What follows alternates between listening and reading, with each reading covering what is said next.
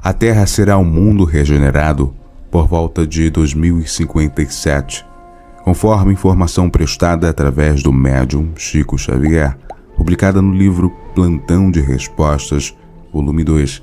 Porém, para entendermos essa questão, precisamos inicialmente entender a categoria que ocupa o nosso planeta na hierarquia dos mundos habitados. Como se sabe, os mundos são acessíveis aos espíritos de acordo com o seu grau de evolução. Embora não se possa fazer dos diversos mundos uma classificação absoluta, pode-se, contudo, em virtude do estado em que se acham e da destinação que trazem, tomando por base os matizes mais destacados, dividi-los de modo geral, como segue: mundo primitivo destinado às primeiras encarnações da alma humana, mundos de expiações e provas, local destinado para a depuração do ser, mundos de regeneração, nos quais as almas que ainda têm o que expiar aurem novas forças, repousando das fadigas da luta, mundos ditosos, onde o bem sobrepuja o mal, e mundos celestes ou divinos, habitações de espíritos depurados, onde exclusivamente reina o bem.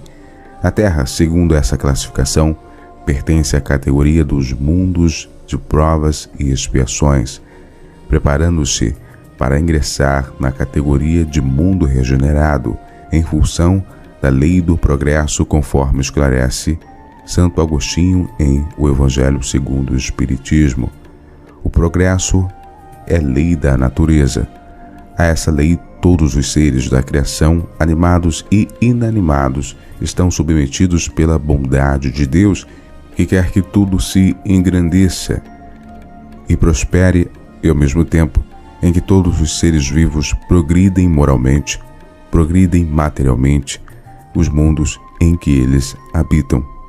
Quem pudesse acompanhar o mundo em suas diferentes fases, desde o instante em que se aglomeram os primeiros átomos destinados a constituí-lo, vê-lo-ia percorrer uma escala incessantemente progressiva, mais de degraus imperceptíveis para cada geração, e a oferecer a seus habitantes uma morada cada vez mais agradável à medida que eles próprios avançam na senda do progresso. Marcham assim, paralelamente, o progresso do homem, o dos animais, seus auxiliares, o dos vegetais, o da habitação, porquanto nada na natureza permanece estacionário. Segundo aquela lei, este mundo esteve material e moralmente num estado inferior ao que hoje se acha e se alçará sob esse duplo aspecto a um grau mais elevado. Santo Agostinho conclui afirmando: o planeta Terra ha chegado a um dos seus períodos de transformação, em que de orbe expiatório mudar-se-á em planeta de regeneração, onde os homens serão ditosos, porque nele imperará a lei de Deus. Os que vão permanecer na Terra, a seleção dos espíritos que ficarão na Terra, segundo o Espírito São Luís, ao responder à questão 1019 do Livro dos Espíritos, formulada por Allan Kardec: o bem reinará na Terra quando entre os espíritos que a vêm habitar os bons predominarem, porque então farão que aí reinem o amor e a justiça, fonte do bem e da felicidade. Por meio do progresso moral e, praticando as leis de Deus, é que o homem atrairá para a terra os bons espíritos e dela afastará os maus. Estes, porém, não a deixarão, senão quando daí estejam banidos o orgulho e o egoísmo. Predita foi a transformação da humanidade, e vos avizinhais do momento em que se dará, momento cuja chegada apressam todos os homens que auxiliam o progresso. Essa transformação se verificará por meio da encarnação de espíritos melhores e constituirão na Terra uma geração nova. Então, os espíritos maus, que a morte vai ceifando dia a dia, e todos os que tentem deter a marcha das coisas, serão daí excluídos por vontade própria, os que viriam a estar deslocados entre os homens de bem, cuja felicidade perturbariam, Irão para mundos novos, menos adiantados, desempenhar missões penosas, trabalhando pelo seu próprio adiantamento.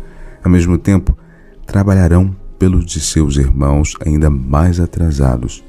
Neste banimento de espíritos da terra transformada, não percebeis a sublime alegoria do paraíso perdido e, na vinda do homem para a terra em semelhantes condições, trazendo em si o germe de suas paixões e os vestígios da sua inferioridade primitiva, não descobris a não menos sublime alegoria do pecado original? Allan Kardec, abordando a questão da geração nova em A Gênese, diz: para que os homens sejam felizes na terra, é preciso que somente a povoem espíritos bons, encarnados e desencarnados, que só se dediquem ao bem. Havendo chegado o tempo, grande imigração se verifica neste momento. Há dos que praticam o mal pelo mal, ainda não tocados pelo sentimento do bem, os quais, já não sendo dignos do planeta transformado, serão apartados, visto que, se assim não fosse, lhe ocasionariam de novo perturbação e confusão e constituiriam um obstáculo ao progresso. Irão expiar o endurecimento de seus corações, uns em mundos inferiores, outros em raças terrestres ainda atrasadas, equivalentes a mundos inferiores, os quais serão levados aos conhecimentos que hajam adquirido, tendo por missão fazê-las avançar. Serão substituídos por espíritos que decidem evoluir e que farão reinarem em seu seio justiça, a paz e a fraternidade. No dizer dos espíritos, a terra não deverá transformar-se por meio de um cataclismo que aniquile de súbito uma geração. A atual desaparecerá gradualmente e a nova lhe sucederá do mesmo modo, sem que haja mudança alguma na ordem natural das coisas. Tudo, pois, se processará exteriormente, como de costume, mas com uma única e capital diferença. Uma parte dos espíritos que encarnavam na terra, aí não mais tornarão a encarnar em cada criança que nascer, em vez de um espírito atrasado e inclinado ao mal, que antes nela encarnaria, virá um espírito mais adiantado e propenso ao bem.